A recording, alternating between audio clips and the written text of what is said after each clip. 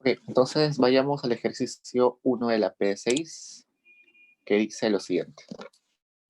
Bueno, la parte 1 corresponde a la prueba F y a la estimación con restricciones.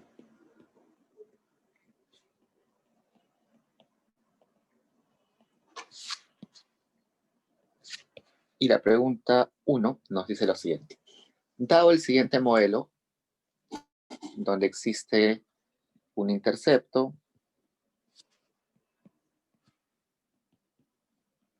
y existen 3, 4, 5 X,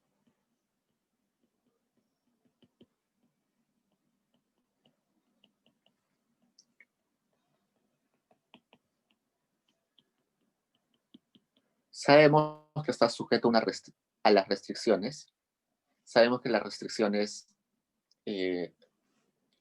para su estimación tiene que escribirse en forma de matrices. En este caso es R mayúscula por los betas igual a R minúscula. Luego vamos a ver de qué se componen cada uno de estos R, esta matriz R mayúscula y esta matriz R minúscula.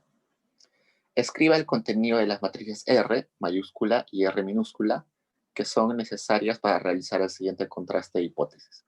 Entonces, el contraste de hipótesis que nos plantean tiene como hipótesis nula que beta os es igual a beta 3, además que beta 4 más beta 5 es 1 y que 2 veces beta os es igual a beta 5.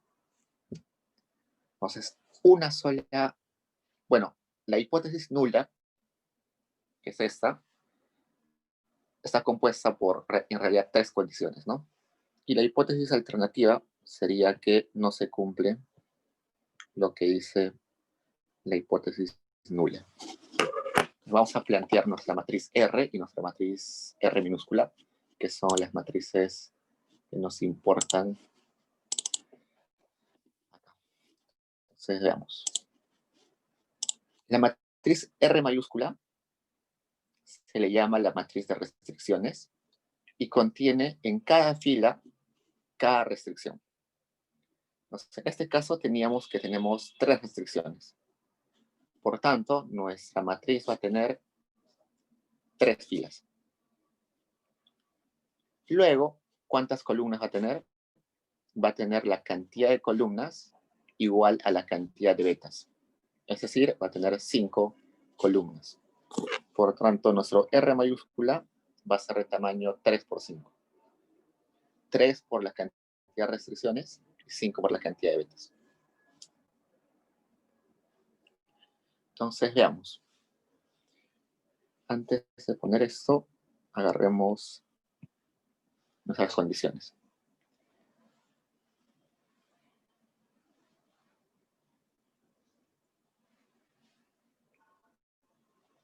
Entonces, si reescribimos esta ecuación, tendríamos lo siguiente. Que en beta 0, vamos a despejar esto, sería beta 2 menos beta 3 igual a 0, beta 4 más beta 5 es igual a 1, este sería 2 beta 2 menos beta 5 igual a 0. Hemos despejado. Dejamos a un lado los números enteros y al otro lado los betas. Entonces, dicho eso, nuestro R tendría la siguiente forma. Dijimos que era 3 por 5, más o menos va a ser así. En la primera restricción, que es esta, no nos dice nada sobre el beta 1, así que va a ser 0. Nos dice que el beta 2 está multiplicado por 1, así que ponemos 1. El beta 3 está multiplicado por menos 1, ponemos menos 1. No nos dice nada sobre el beta 4 y tampoco nos dice nada sobre el beta 5, así que igual 0. Para esta segunda condición, no nos dice nada sobre el beta 1, ni sobre el beta 2, ni sobre el beta 3, ni sobre, bueno, sí nos dice sobre el beta 4 que está multiplicado por 1 y el beta 5 que está multiplicado por 1. La última condición No nos dice nada sobre el beta 1, si nos dice que beta 2 está multiplicado por 2. No nos dice nada sobre beta 3, tampoco sobre beta 4, y beta 5 está multiplicado por menos 1. Entonces, con eso ya tenemos nuestro R mayúscula. También sabemos que nuestros betas, o nuestra matriz de betas, tiene 5 componentes, ¿no? Estaría beta 1, beta 2, beta 3, beta 4, beta 5.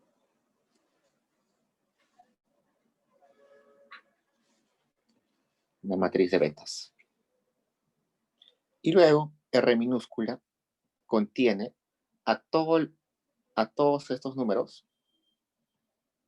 que están en la condición, pero al otro lado de los betas. Es decir, va a ser 0, 1 y 0. Entonces, esta condición que teníamos de restricción se puede reescribir de la siguiente forma.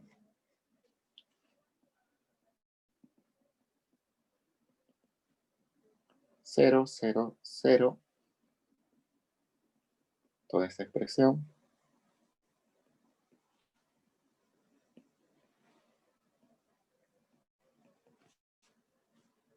Entonces, cuando tengamos que estimar algún contraste de hipótesis, vamos a tener que operar todo esto.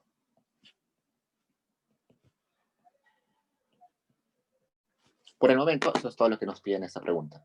Reescribir esa condición en términos de R mayúscula y R minúscula. Luego la pregunta 2 nos dice lo siguiente. Dado el siguiente modelo, donde tenemos un intercepto, donde tenemos 2x,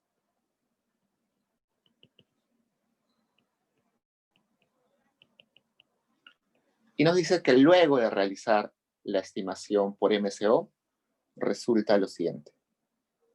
El y predicho va a ser igual a, bueno, el y estimado sería igual a menos 0.0636, que sería el valor de beta 1 estimado, más 1.44, que sería el valor de beta 2 estimado, más, pero menos, 0.4898, que sería el valor de beta 3 estimado. Entonces, con eso ya sabemos los valores de beta 1, beta 2 y beta 3, pero en valores estimados. Es decir, sabemos que beta 1 sombrerito es menos 0.0636, beta 2 sombrerito es 1.44 y beta 3 sombrerito es menos 0.4898. Además, sabemos que la varianza de los errores es 3.1799. Vamos a poner eso acá. La varianza de los errores, es decir, de los U's, es igual a 3.1799. Y conocemos la matriz, que es X transpuesta por X, todo eso inversa, que es igual a 0.1011. Voy a copiar todo eso.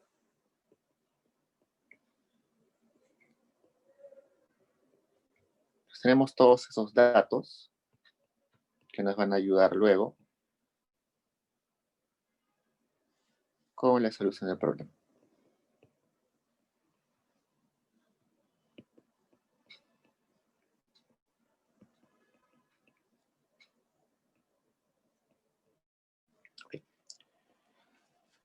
Y nos piden dos cosas. Hacer dos contrastes de hipótesis al 95%. La primera es la siguiente. La primera nos dice que tenemos que contrastar la hipótesis nula, donde se afirma que beta 1 más 3 veces beta 2 es igual a 2, y a la vez beta 3 es igual a 1. O sea, esto se le llama un contraste de hipótesis conjunta porque tenemos restricciones de más de un beta, ¿no? Inclusive tenemos los 3 betas. Entonces tenemos que utilizar una prueba F. Por ejemplo, en la parte B nos está diciendo que la hipótesis nula es simplemente beta 3 igual a 6. En ese caso, nos está hablando solamente sobre uno de los betas. En ese caso va a ser un caso especial que es un contraste de hipótesis individual, que tiene que ver solamente con un beta. Pero en este caso, como nos está hablando de los tres betas, va a ser hipótesis conjunta. Y la hipótesis alternativa sería que no se cumpla la hipótesis nula. Empecemos con eso.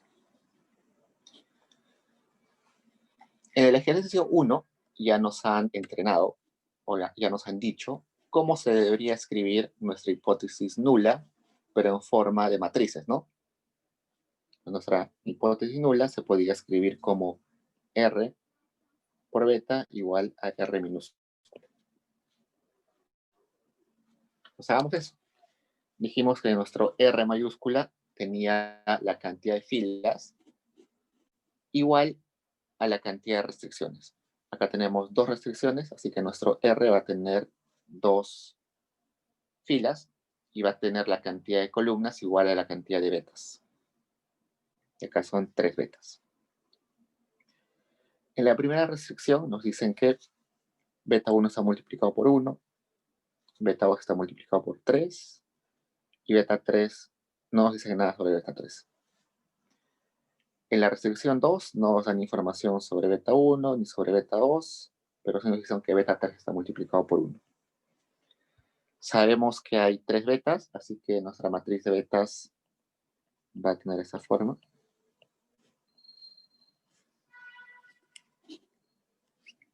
Y finalmente nuestro R minúscula va a tener el resultado, que en este caso es 2 y 1 para cada una de las restricciones. Pues esa sería la expresión matricial de nuestra hipótesis nula. Por teoría, sabemos que el estadístico de contraste para este contraste de hipótesis conjunta es el siguiente. El estadístico de contraste es el siguiente y seguro lo tienen en sus diapositivas. Nos dice que F es igual a esa expresión de R beta menos R transpuesta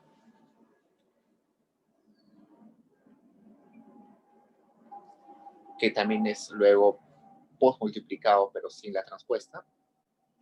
Y en el medio vamos a tener R, X transpuesta por X, todo eso a la inversa, por R transpuesta, todo eso inversa.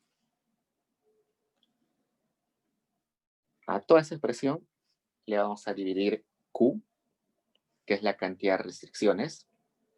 Ya sabemos que tenemos solamente 2 restricciones en ese ejercicio. Y luego vamos a dividir a todo eso los errores al cuadrado, pero con matrices no se puede llevar al cuadrado, por eso es que es error transpuesto por error, y a eso le vamos a dividir la cantidad, n menos k, que sabemos que son los grados de libertad del modelo, ¿no? La cantidad de observaciones menos la cantidad de variables. Entonces, sabiendo cuál es nuestra matriz de la hipótesis, sabiendo cuál es el estadístico de contraste, solamente nos queda reemplazar, ¿no? Como es una expresión bastante grande, hagámoslos en partes. Entonces lo hacemos en partes y primero quizás hallamos esta parte que es R beta menos R. Hallemos eso. Entonces R sabemos que es 1, 0, 3, 0, 0, 1. Los betas estimados, que son los sombreritos, nos los dan en el ejercicio. Acá están. Entonces los ponemos acá.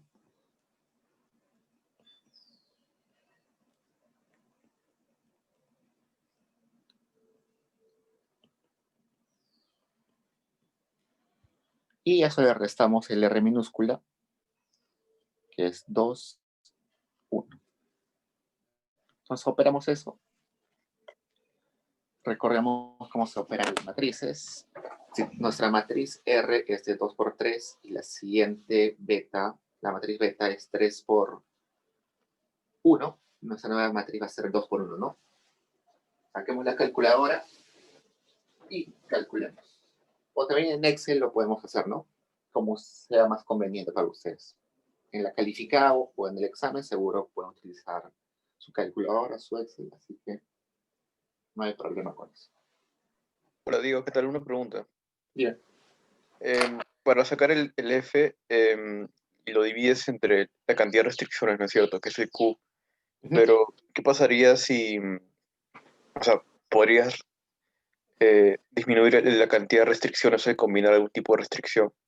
¿O no es conveniente? Mejor dejarlo así. ¿O en cómo se haría en ese caso? Por ejemplo, en este ejemplo no se puede reducir la cantidad de restricciones, ¿no? Imposible. Pero si te das cuenta, si reduces la cantidad de tus restricciones y por tanto Q se reduce, tu matriz de restricciones se va a achicar, ¿no? Entonces, en teoría te debe salir el mismo resultado, porque por un lado vas a achicar tu matriz de restricciones y tu Q también va a cambiar. Entonces, en teoría no debería haber problemas. Pero lo conveniente siempre es ser lo más explícito posible. Entonces, trata Ya. de utilizar lo más desagrado posible tus restricciones. Ok, entonces operamos eso. Nos va a salir una matriz de 2 por 1. Esto nos va a salir, ya lo tengo calculado, 2.256 y menos 1.4898. Además, sabemos que va a ser ¿cuánto? ¿Recuerdan cuánto es que transpuesta por él?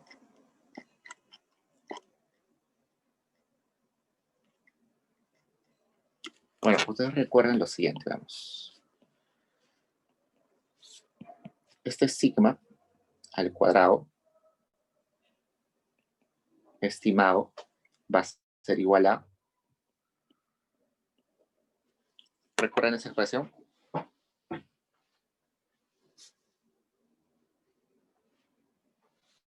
Para hallar la varianza de los errores, sucedía eso, ¿no? Entonces, eso es igual a 3. ¿Dónde estamos? 3.1799. Por dato nos están diciendo que la varianza de los errores es 3.1799. Entonces ya sabemos el valor, ese valor. Entonces, lo dejamos un rato ahí. Y por otro lado necesitamos calcular esta expresión. R por todo esto. Entonces reemplacemos matrices. R sabemos que es todo esto.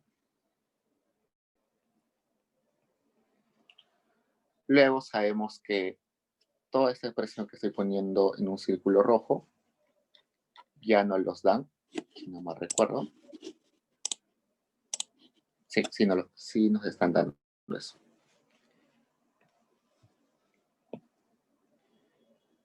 Que es esto.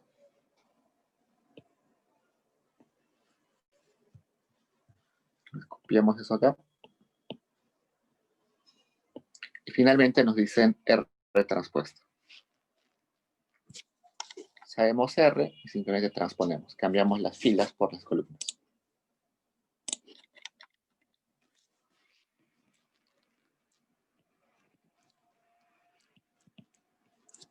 ¿Ok? Y ahora operamos, ¿no? La matriz R es 2 por 3.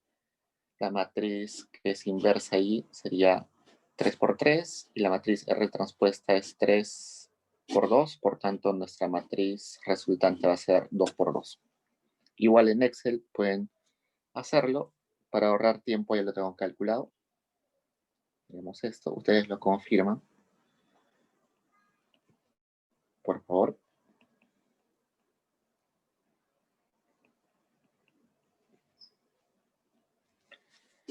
Y cuando vamos a invertir eso, toda esa expresión, porque lo que necesitamos es la inversa,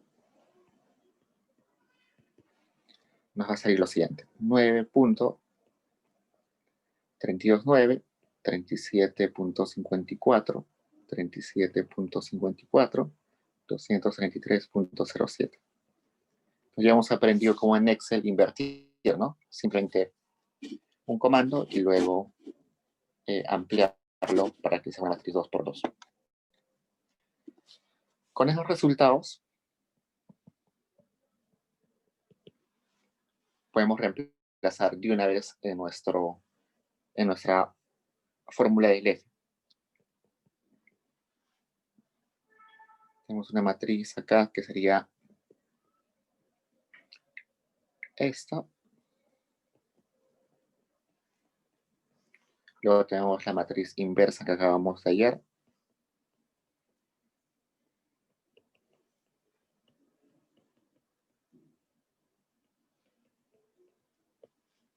Y luego tenemos la transpuesta de la primera matriz que hemos escrito ahorita. Todo eso entre la cantidad de restricciones, que es 2, y entre esta expresión que era el error transpuesto por el error entre n menos k, que es 3.1799. Operando eso nos tiene que salir un número.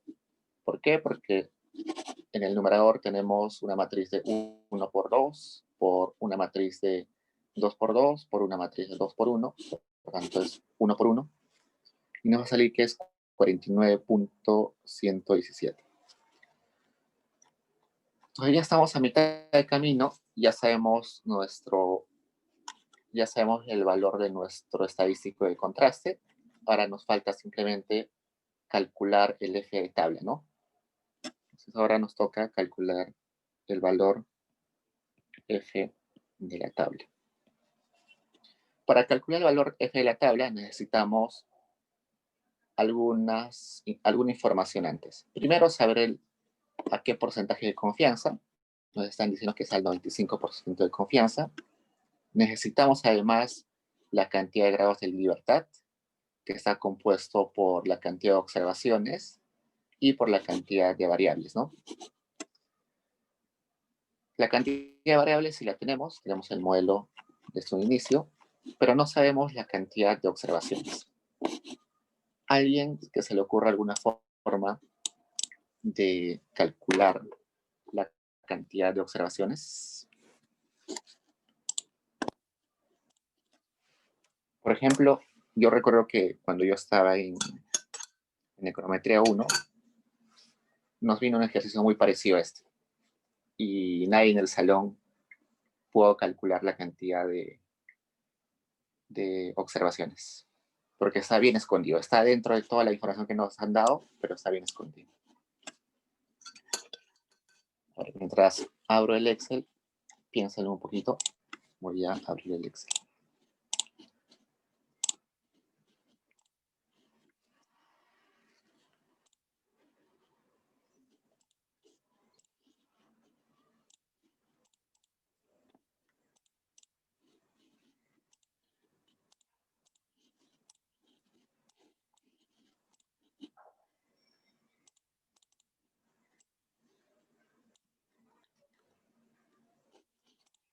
Entonces acá necesitamos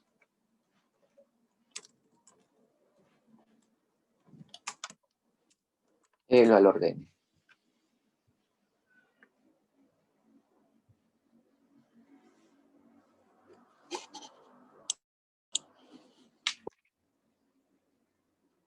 Con nosotros teníamos un X. ¿A nadie se le ocurre?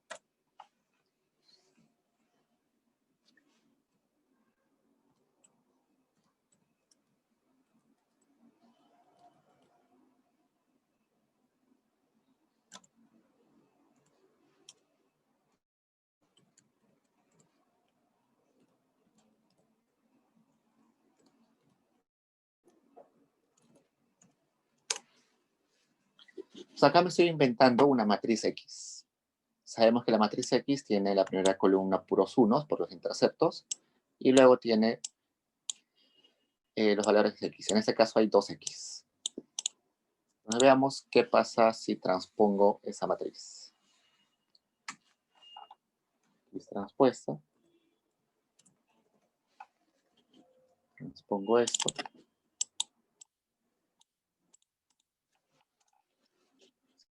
Sería, si es 4 por 3, sería 3 por 4.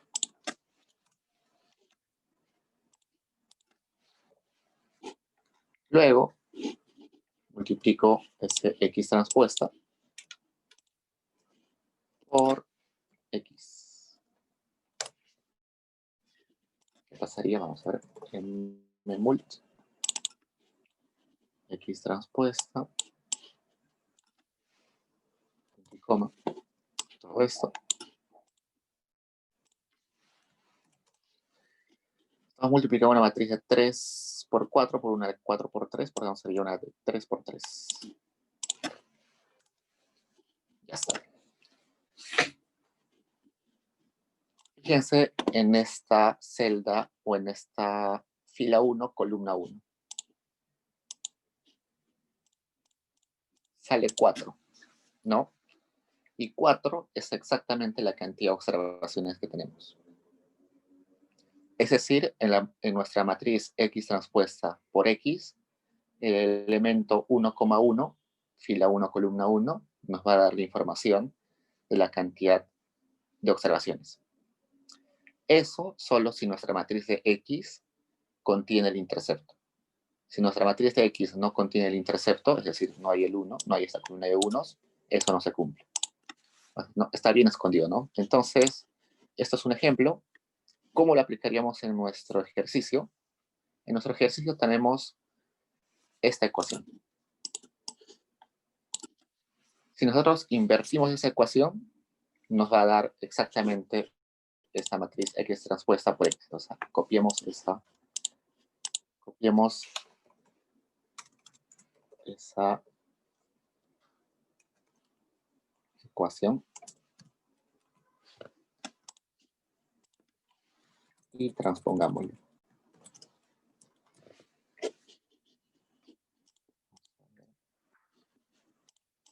Sería 0.1011 menos 0.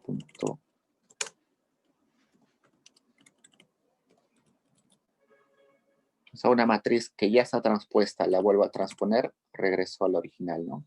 Entonces, esto es suponer que cuando transponga esto, la fila 1, columna 1, me va a dar la cantidad de observaciones.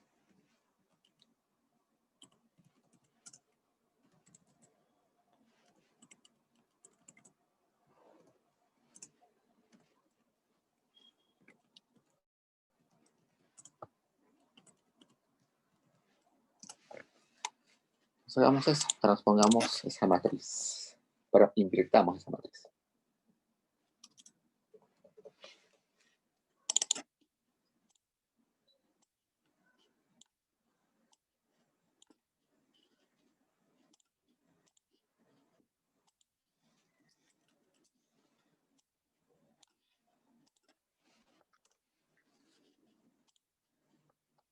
La inversa de una matriz 3 por 3 es 3 por 3, ¿no? Ok, ahí.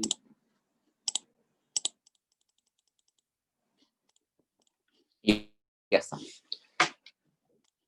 Este número que está en la columna 1, fila 1, es 10. Es decir, nuestro n para nuestro ejercicio es 10. Entonces, como han visto, hay información que puede estar oculta puede estar bastante oculta, pero que simplemente hay que detenernos un rato y ver de dónde la conseguimos. Con eso ya sabemos que n es 10. Eso es suficiente para saber nuestro valor de f de tabla. Entonces, sabemos que nuestro f de tabla tiene 95% de confianza y que la cantidad de grados de libertad es 10 menos la cantidad de observaciones. ¿Alguien que calcule, por favor, cuál es el valor de tabla? También en Excel lo pueden hacer utilizando su tabla.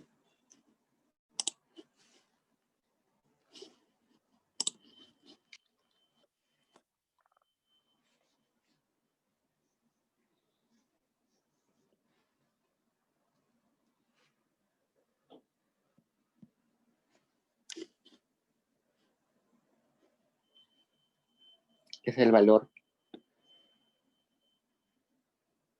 4.74, ¿no? Asociado a 95% de confianza y a 10 menos 2, 8 grados de libertad. Perdón, 7 grados de libertad, porque son 3. No son solamente 2, 8 grados de libertad.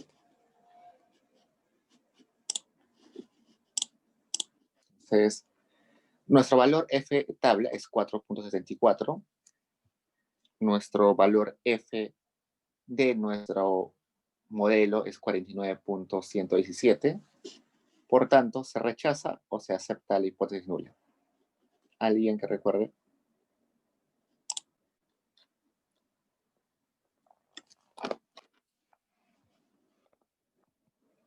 Está sucediendo de que nuestro f de tabla es menor a nuestro f de contraste.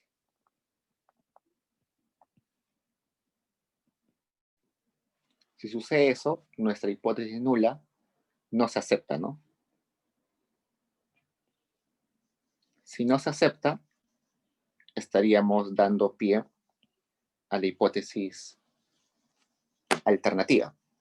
Entonces, por tanto, no podemos asegurar que beta 1 más 3 beta 2 es igual a 2 y que beta 3 es igual a 1.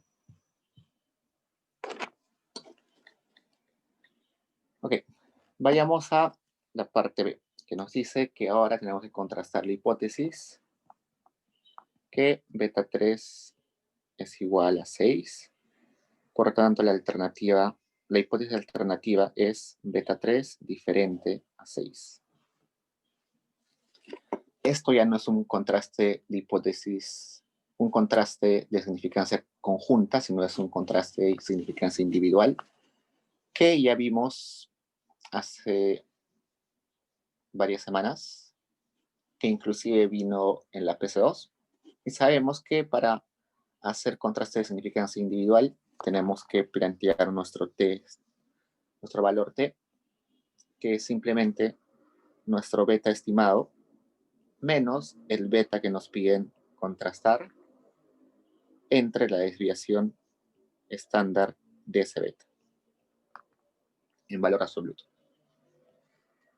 El beta que hemos estimado está acá, el beta 3 es menos 0.4898.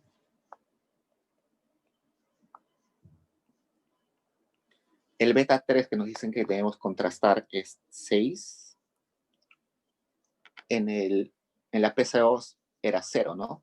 Porque la hipótesis era que el beta 3 o que el beta asociado a lo que nos pedían era 0. Ahora es 6. Entre la desviación de ese beta 3. Esa desviación no lo sabemos todavía. Tampoco nos los dan en el ejercicio, pero está oculta por ahí. Entonces, de vuelta vamos a tener que rebuscar por ahí y ver cómo calculamos la desviación. Recordemos un poco cómo es la desviación, o cómo es la varianza primero. La varianza de los betas, es decir, la matriz de varianzas y covarianzas, es el error, la varianza de los errores multiplicado por esta expresión. Pero sabemos de que esta varianza de los errores es poblacional y por tanto no se puede estimar. Por ello que lo aproximamos con la siguiente fórmula.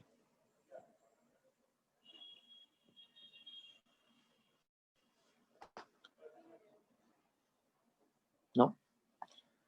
Error transpuesto por error entre la cantidad o entre los grados de libertad. Entonces, dicho eso,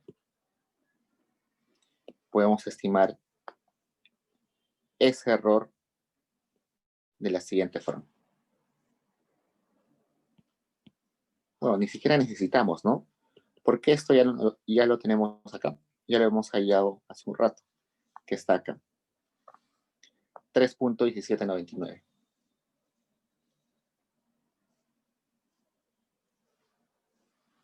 Ya lo tenemos acá. Y esta expresión, esta expresión ya la tenemos también, nos la dan por dato. Está acá.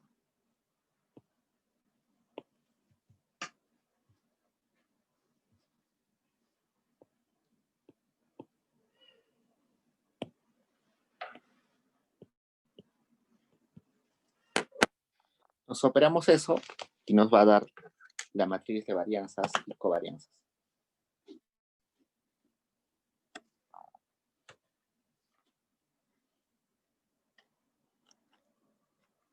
Nos calculen eso, por favor, y vamos a ver cuáles son las varianzas.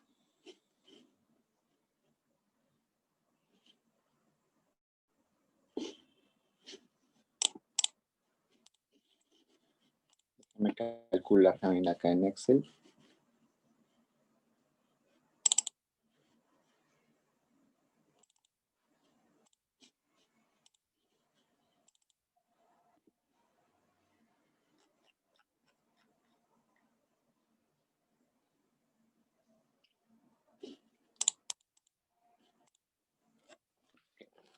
Entonces sería 3.1799 por 0.1011. Sería 0.032.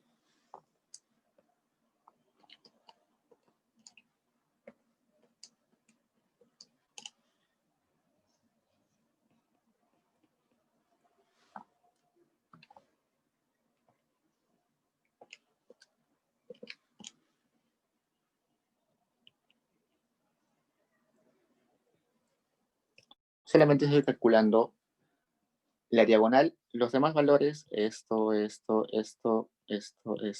esto, no me importan por el momento. Si quieren lo calculan.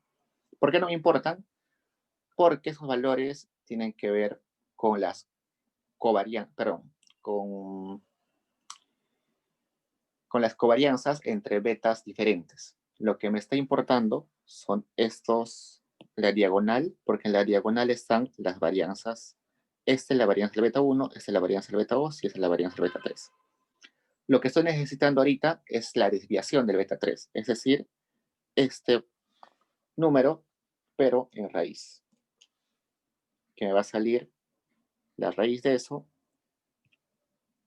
me va a salir 0.1969. Eso acá sería, reemplazando eso ahí, sería 32.94. Pero ya tengo mi T de contraste, ahora necesito mi T estadístico. ¿Cómo calculo mi T estadístico? Necesito información sobre el nivel de significancia, que es 95, y la cantidad de grados de libertad. En este caso tenemos 3 grados de libertad, si no me recuerdo, y tenemos 10 observaciones, por tanto son 7. Entonces buscamos eso en la tabla.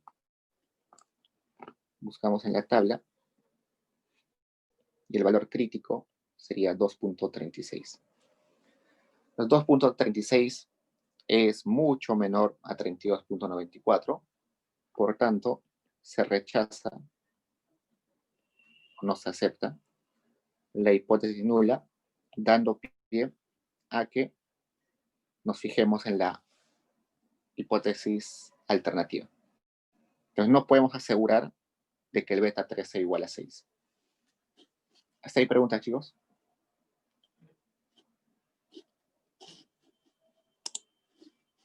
Esa parte B ya la habíamos visto anteriormente. Y la habíamos visto inclusive en la PC2 había entrado.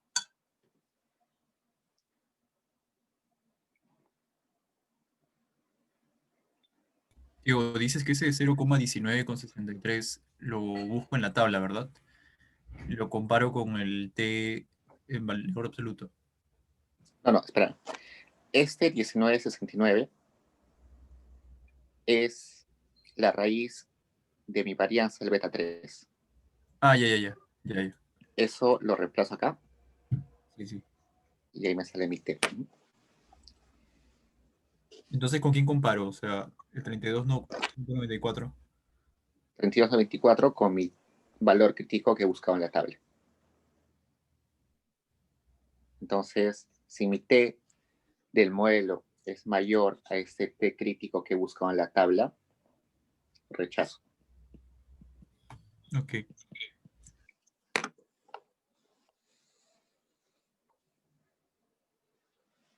Vamos a ponerle T de tabla mejor.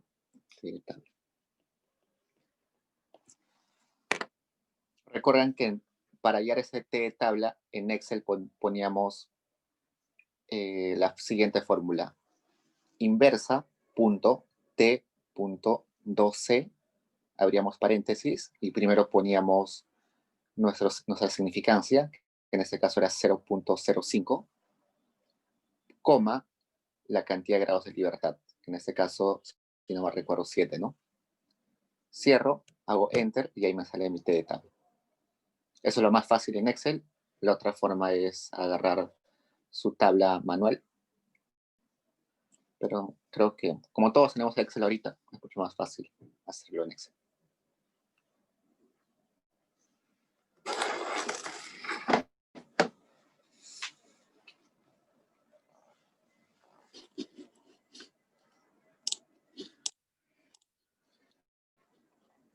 ¿Más preguntas, chicos?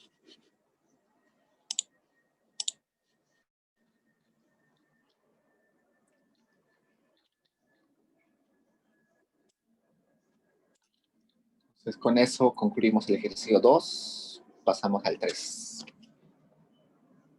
En el 3 me dice lo siguiente. El siguiente modelo fue estimado por mínimos cuadrados utilizando 23 observaciones. Acá sí nos dan que n es 23. Y nos dice que tiene el modelo de la siguiente forma. Tiene un intercepto, tiene 2x, y se obtuvo la siguiente ecuación. Es decir, luego de estimar, resulta que el beta 1 es 1.5, el beta 2 estimado es 3.5, y el beta 3 es menos 0.7. Y nuestro abundante ajuste, el R cuadrado, es 0.98. Parece que es un buen modelo, ¿no? Cerca a 1 está el R cuadrado. Luego, el mismo modelo fue estimado bajo la restricción que el beta 3 es igual a 0. Entonces, luego hemos hecho otra estimación sacando al beta 3 y nos sale que en ese caso el beta 1 sale 1.2 y el beta 2 sale 3.8. Y en esa nueva estimación el R cuadrado es 0.876. Y la pregunta es, ¿podemos decir que la restricción fue impuesta correctamente o no? Entonces, veamos. Primero, vamos a llamar a este primer modelo el modelo irrestricto, porque no le hemos puesto ninguna restricción. Y al segundo modelo le vamos a llamar modelo restricto, porque le hemos dicho que beta 3 debería ser 0. Veamos cuál de los dos modelos es mejor, el restricto o el irrestricto. Para hacer esa prueba, vamos a utilizar la prueba F, donde vamos a plantear que nuestra hipótesis nula es que el beta 3 es igual a 0, ¿no? Queremos saber si realmente ese beta 3 es igual a 0. El estadístico de contraste, F, según sus diapositivas que tienen ustedes, tiene la siguiente forma. Los errores multiplicados, o el error transpuesto por el error de nuestro modelo restricto, menos el error transpuesto por el error, pero del modelo no restricto, o irrestricto, entre M, vamos a definir un rato qué es M, entre los errores del modelo no restricto, menos, o perdón, entre la cantidad de observaciones menos la cantidad de variables.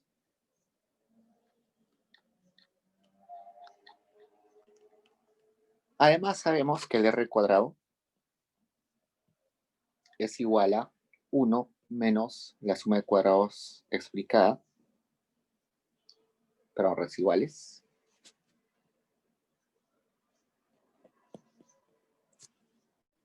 entre la suma de cuadrados totales, ¿no?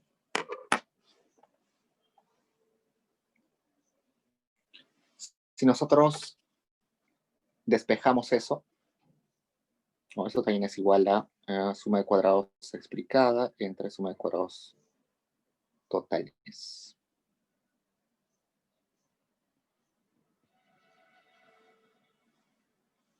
Si despejamos eso, vamos a tener lo siguiente. Que la suma de cuadrados explicada es igual a R al cuadrado por la suma de cuadrados totales.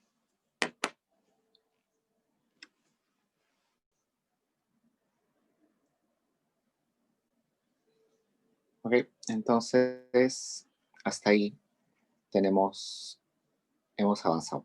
Ahora recién podemos ir a los datos. Hasta ahora solamente he planteado fórmulas que ya sabíamos. Ahora sí vayamos al modelo en sí.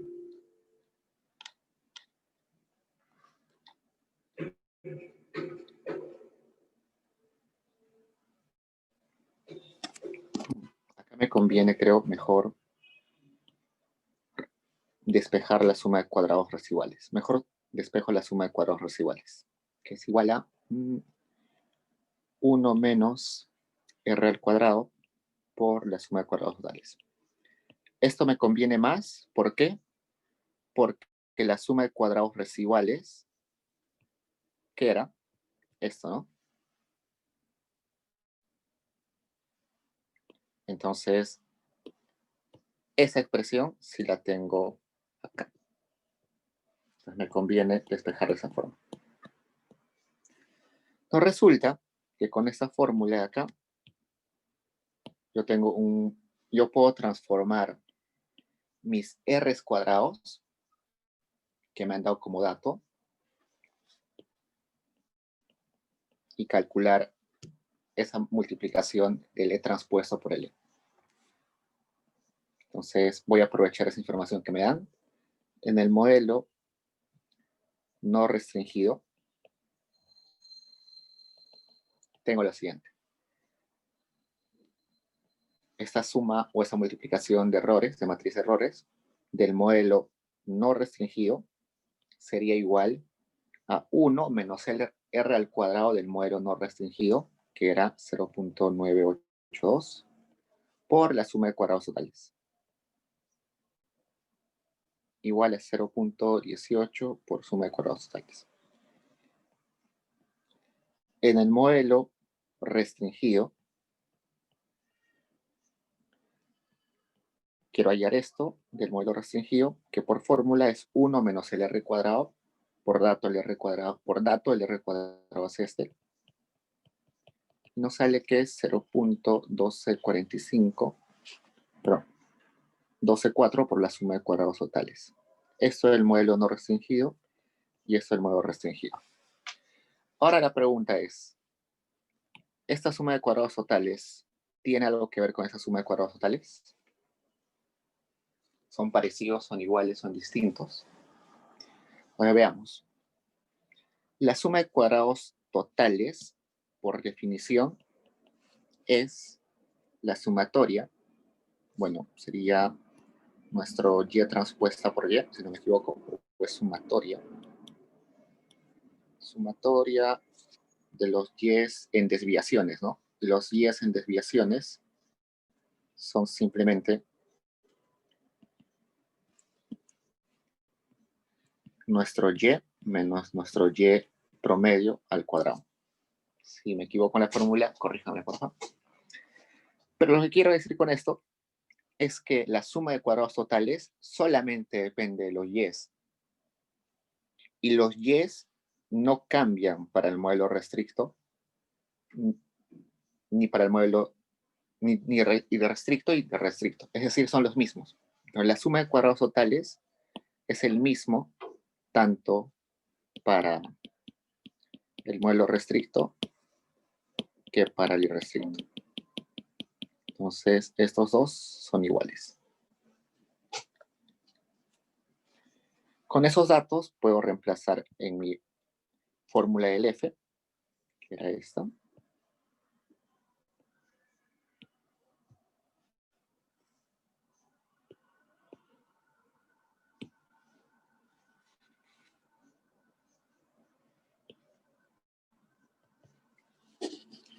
Reemplacen ahí y veamos cuánto sale.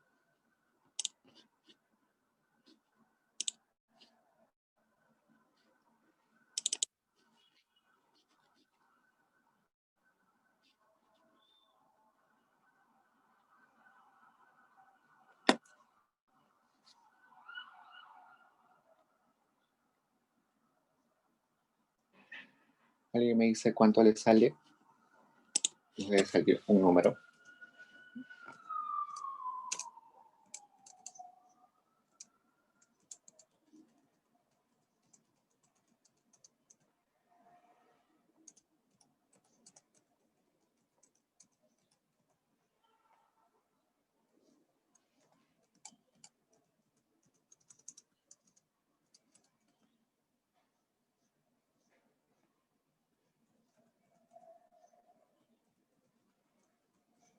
Déjenme calcular.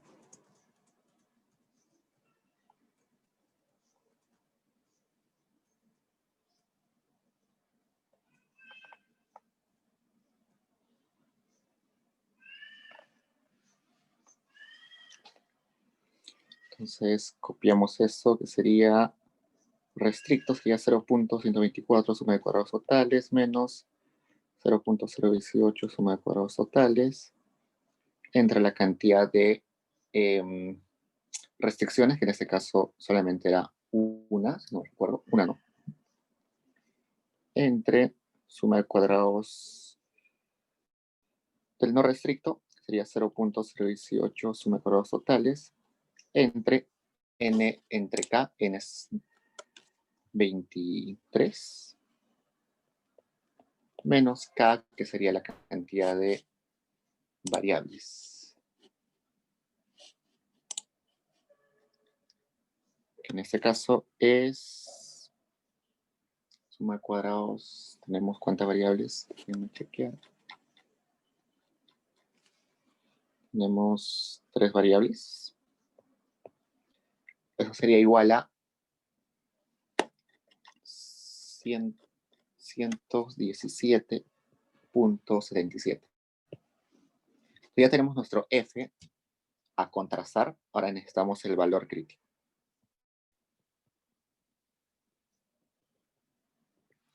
¿Cuál es el valor crítico? Tenemos que en nuestra tabla F buscar el que esté asociado a 95 grados de libertad con la cantidad de grados de libertad, que en este caso es 23 menos 3, 20. Buscamos eso en nuestra tabla y nos sale que el valor crítico es 4.35.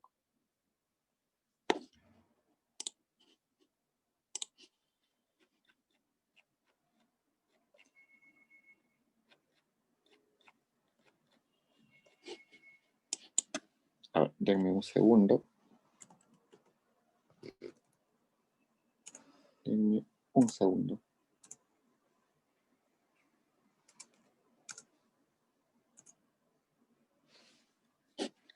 Tenemos F20, está bien, perfecto.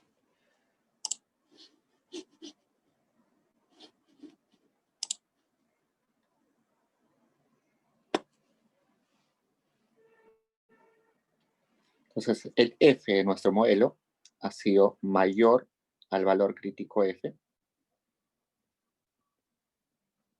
Por tanto, no se acepta la hipótesis nula.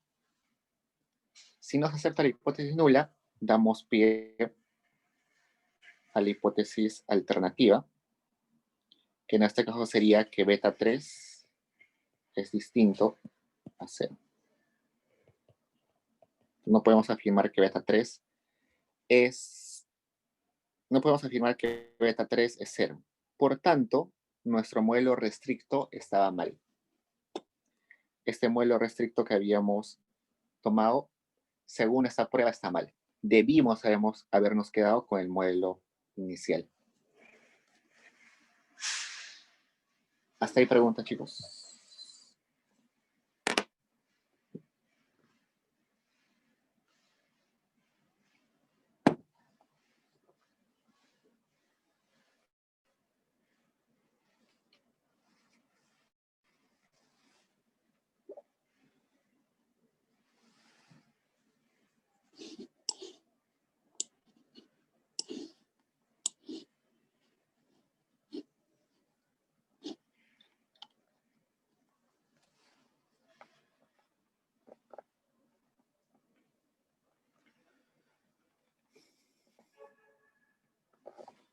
Pues pasemos a la última pregunta de esta primera parte, que es una pregunta que parece grande, pero es más sencilla de lo que creen. Leamos. Como resultado de contrastar conjuntamente determinadas restricciones en el siguiente modelo, el modelo tiene un intercepto y tiene 3x.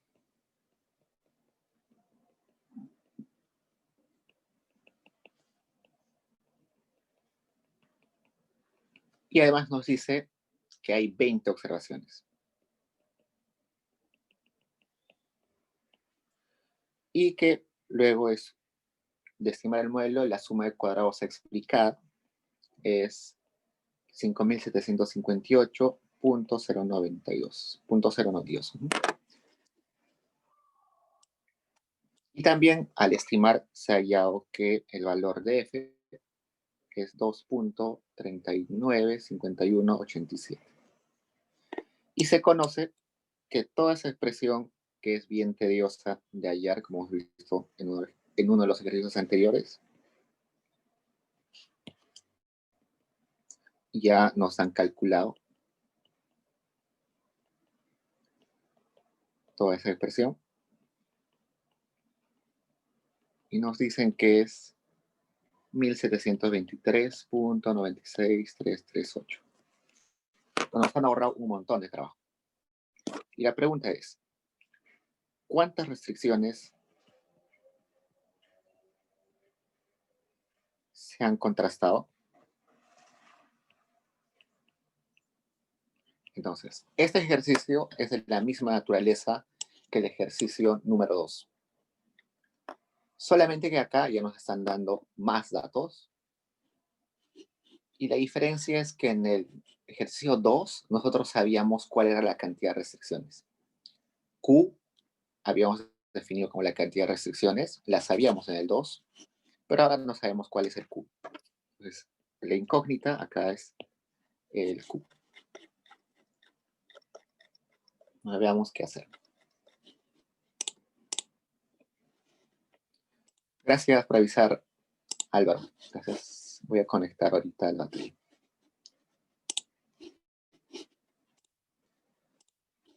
Ok, vayamos al ejercicio. Acabamos este ejercicio y cargo la batería.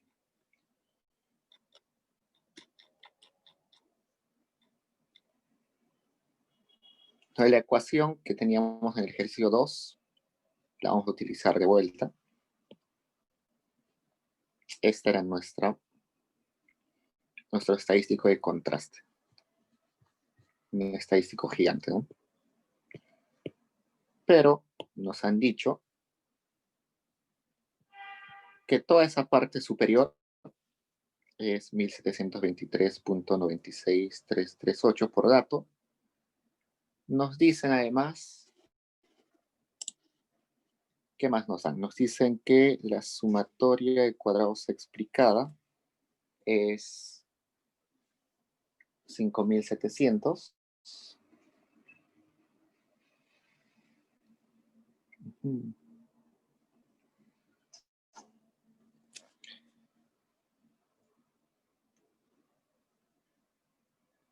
Sumatoria de cuadrados explicada entre n menos k.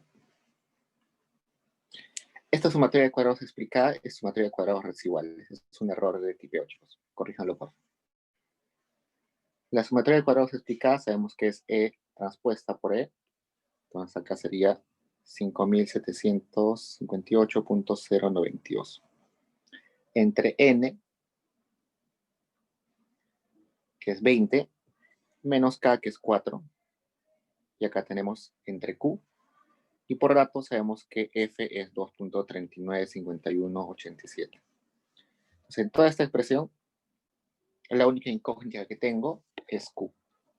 No solamente me queda despejar. Cuando despejen, nos va a salir 2. Entonces, este ejercicio que parecía gigante, muy complicado, resulta que solamente era reemplazar y nos sale 2.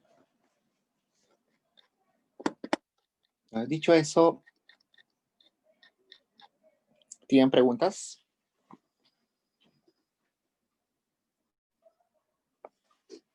Con eso terminamos la primera parte que tiene que ver con prueba F y modelos con restricciones lineales.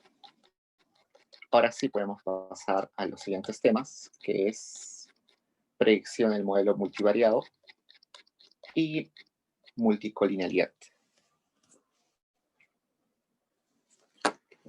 ¿Preguntas, chicos? Mientras voy cargando.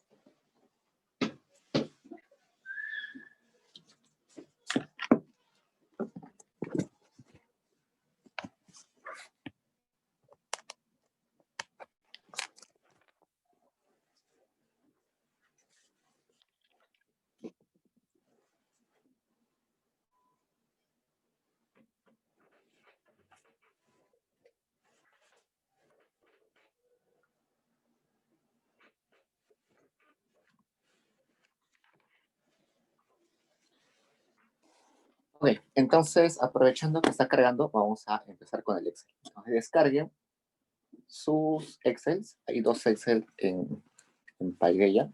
Descarguenlos, por favor.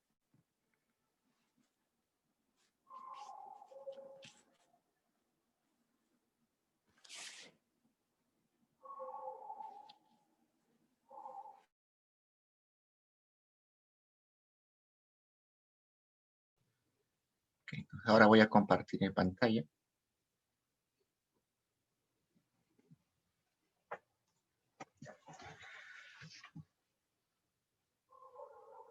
Entonces, empecemos con el de multicolinealidad, que es el más sencillo, creo.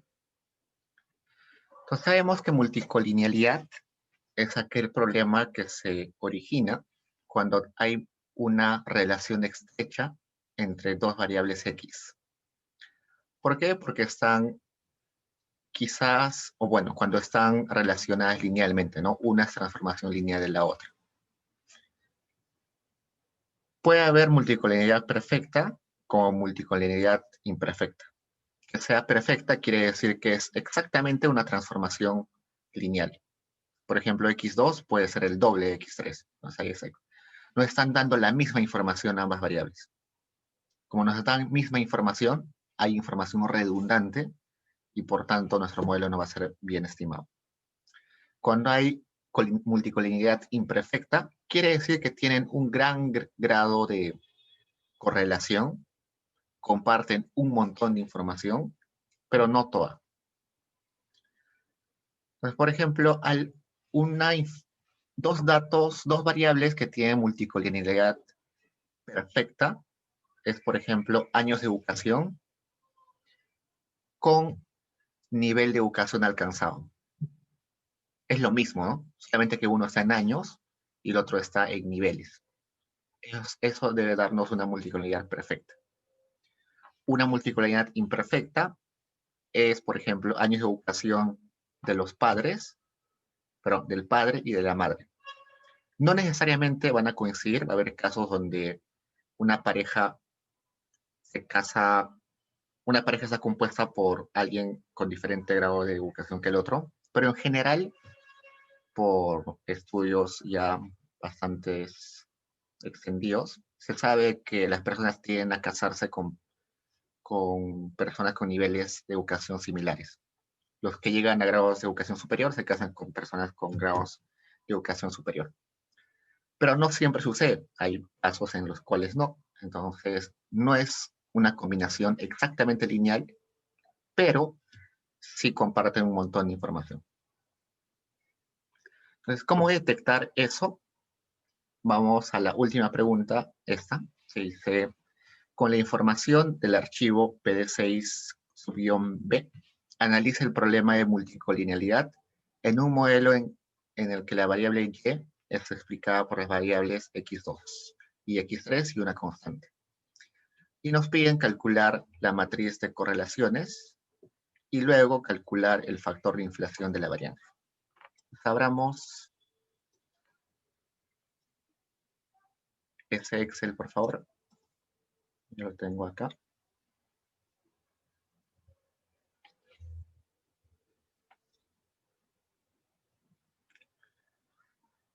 Acá está.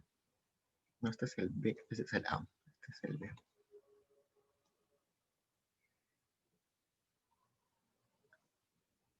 Aquí está.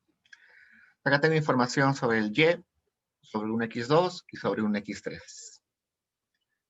Para saber si nuestras variables comparten información, lo que vamos a hacer es hacer una tabla de correlaciones.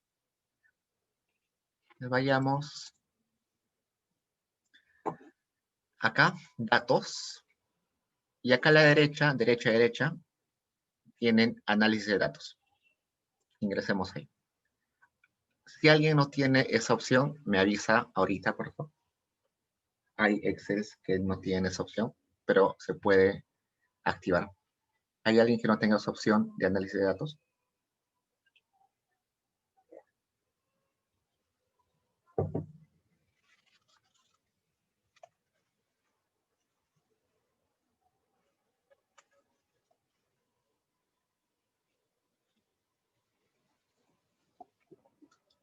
Ante la duda, les voy a decir cómo activar eso. En el caso que no tengan eso, van a archivos, más opciones, complementos. En complementos, acá debe aparecer herramientas para análisis. En mi caso, como ya está activo, no está acá. Debe estar acá o acá abajo. Por acá debe estar herramienta de análisis. Ponen acá administrar, ponen ir, y acá debe estar activo eso de herramienta para análisis. Pueden aceptar. Eso en el caso que no está activo.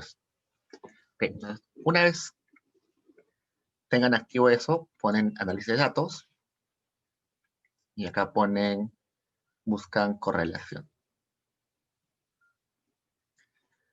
Le voy a decir, quiero la correlación de toda esa información, pero le estoy diciendo que la primera fila es una fila de nombres, así que no me la utilices, y que mis datos están agrupados según columnas. Mi columna 1 es una variable, distinta a las demás. Y pongo simplemente aceptar. Y acá está. La correlación, evidentemente, entre Y y es 1. Pero lo que nos interesa son estos. Nos dice que la correlación entre x2 y x3 es 0.9999, casi 1, aproximado es 1. Es decir, nuestros x comparten un montón de información. Es de esperar de que acá exista multicolinialidad. Vamos a ponerlo en la misma página, ¿ya? Es incómodo ir a otra hoja.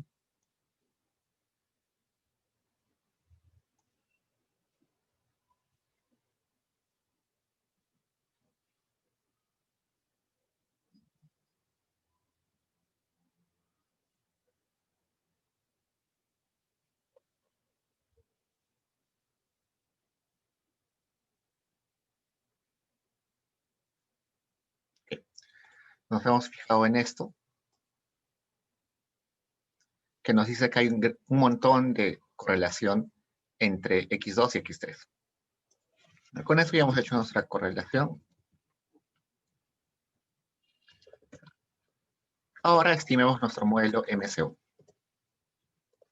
Ustedes ya saben cómo estimar por MCO con matrices.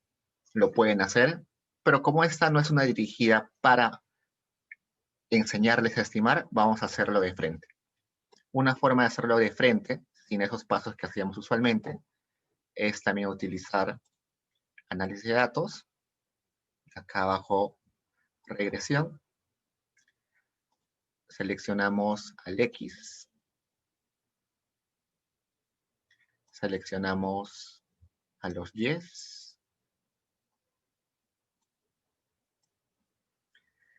Le decimos que la primera, acá en rótulos, le decimos que la primera fila es una fila de nombres.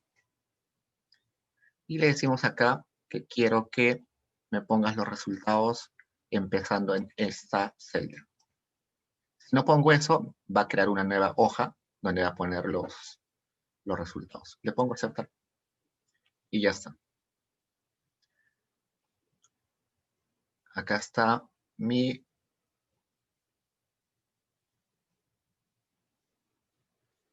tabla de mi estimación MCO.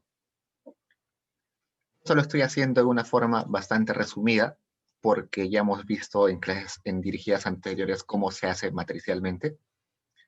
Como esta clase no es sobre estimación, no nos interesa el proceso intermedio, solo el resultado final. Entonces veamos. Es un modelo que parece que tiene un buen ajuste, tiene 0.98, casi cerca a 1. Este es el ajustado y este es el R al cuadrado normal. A ver. Y lo que nos piden es analizar la multicolinialidad. ¿Cómo se analiza la multicolinialidad? Una de las formas es por el BIF. Entonces, hallemos el BIF. El BIF, ¿cuánto creen que salga el BIF acá? ¿Un BIF pequeño o un BIF grande?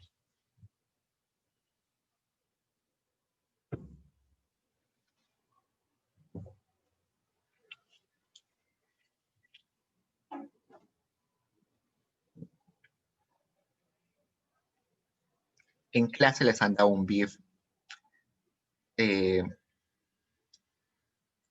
referencia, ¿no? Si se pasa de tal valor del BIF, vamos a tener problemas de multicolinialidad. Si no, podemos seguir con el modelo. Entonces, ese BIF depende también bastante de qué tipo de estudios estés haciendo, pero el profesor creo que les dijo que el BIF para este concepto de esta clase no debe ser muy grande, ¿no? Vamos a ver. ¿Cuánto les dijo que debe ser el BIF? ¿Alguien recuerda cuánto debe ser el BIF? Ahí está. BIF. El BIF es mayor a 10, mayor o igual a 10, se considera que hay multicolinealidad. Entonces veamos. Ya con esta información de correlaciones, ya sabemos que el X2 y el X3 comparten información. Entonces, veamos si se cumple eso con el BIF. El BIF es simplemente 1 entre, por fórmula, 1 menos el R cuadrado. Acá está el R cuadrado. Hacemos Enter. Y nos sale, perdón, es 1 menos R cuadrado.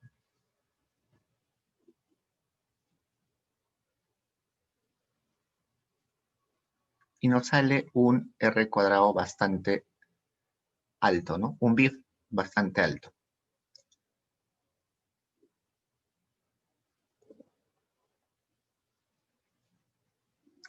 Si nos sale un BIF bastante alto, ¿qué decimos? Que existe multicolinealidad, ¿no? Entonces, en este ejercicio ha resultado que hay multicolinealidad, solamente para mostrarles eso. En el caso de Stata, se hace lo mismo. Vayamos a Stata.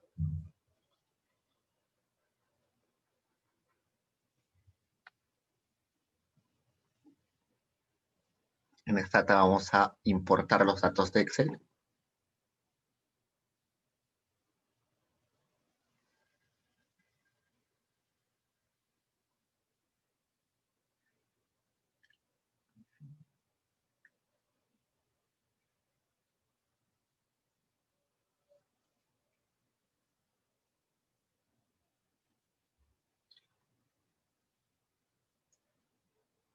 Acá le voy a decir que la primera fila es una fila de nombres.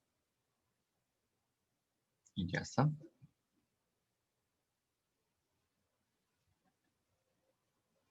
Voy a hacer una regresión simple.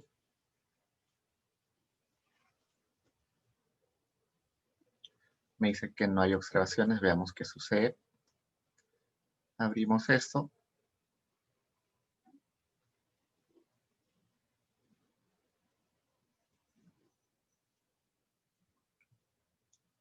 Acá escribí mal. Y ya está. Para hacer correlaciones en Stata, pueden hacer solamente core y las variables. Ya está. Le sale la correlación. Igual nos sale que hay una correlación bastante grande. Acá ya la está aproximando a 1. Yo suelo utilizar el pi w core.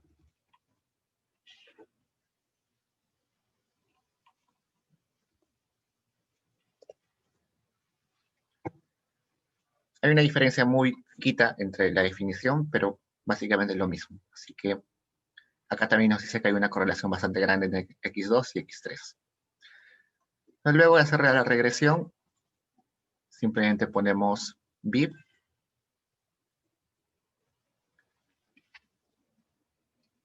Y nos va a decir que es un BIF bastante grande. Si es un BIF bastante grande, significa de que tenemos un problema de multicolinealidad. Déjenme agarrar esto.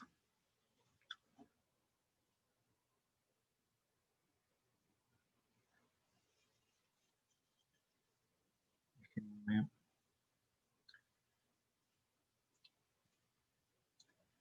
Voy a...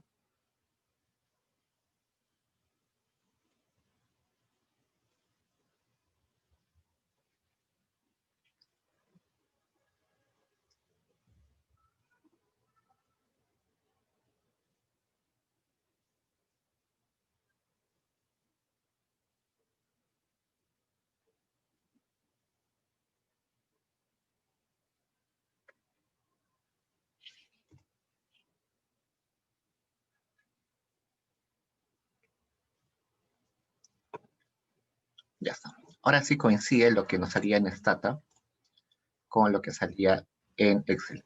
Me parecía raro que no coincidía. Ahora sí coincide.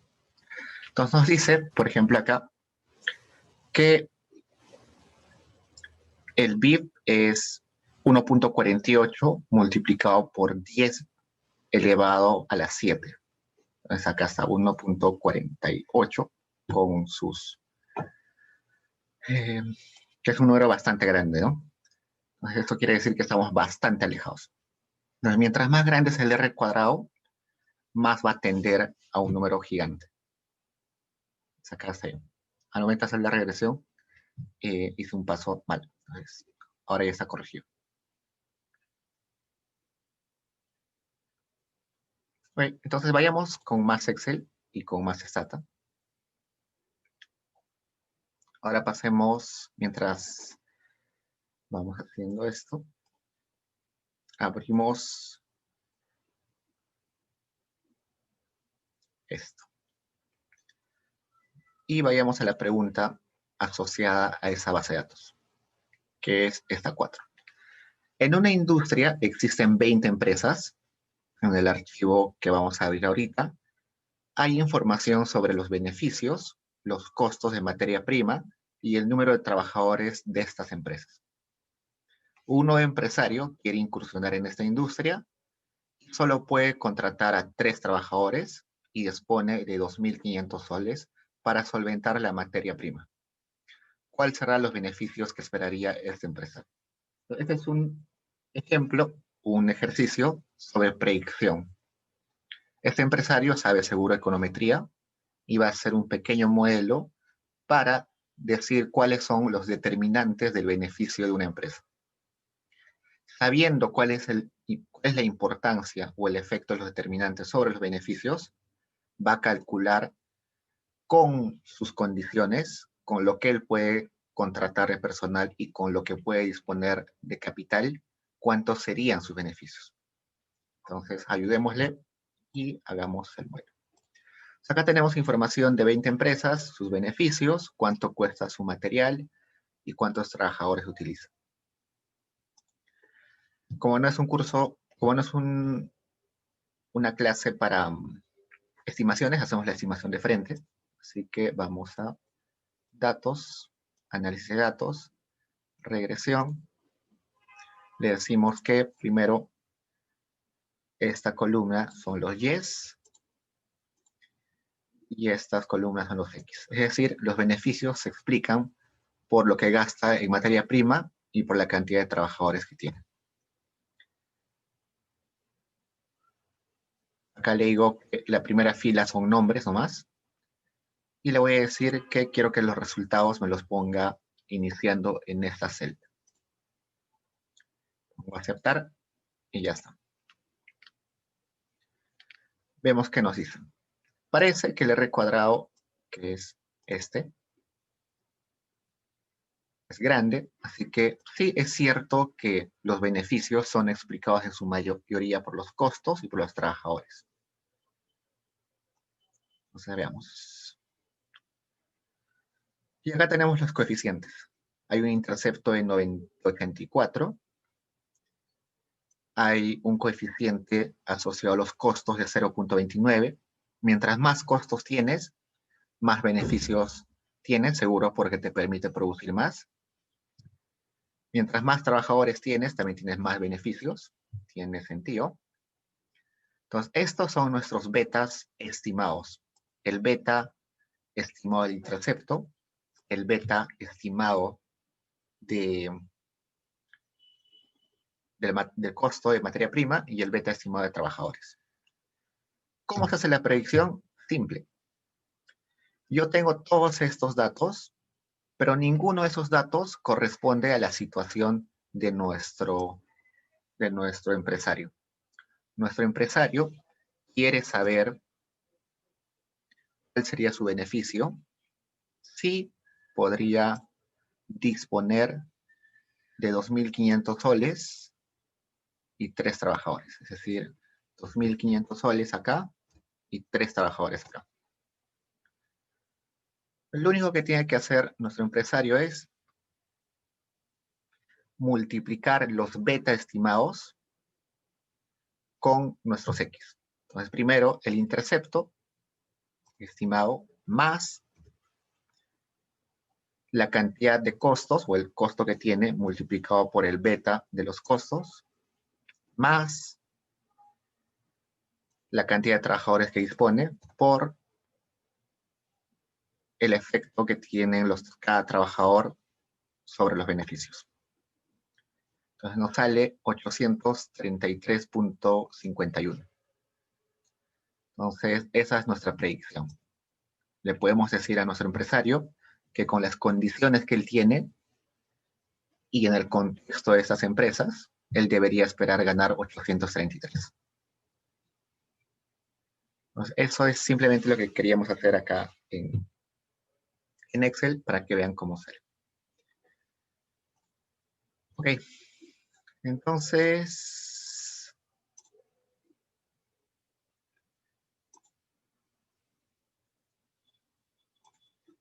eso sería la parte de Excel que teníamos para hoy.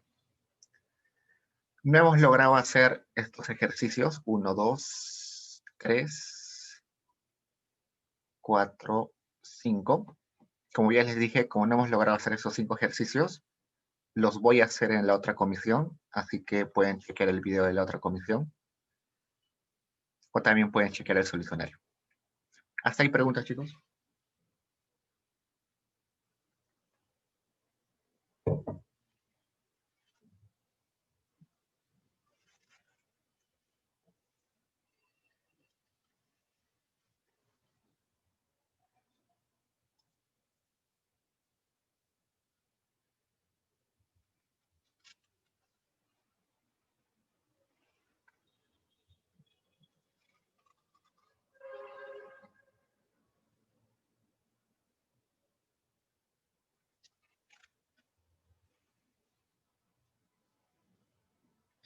Entonces, solamente para decirles que tengan suerte en sus parciales.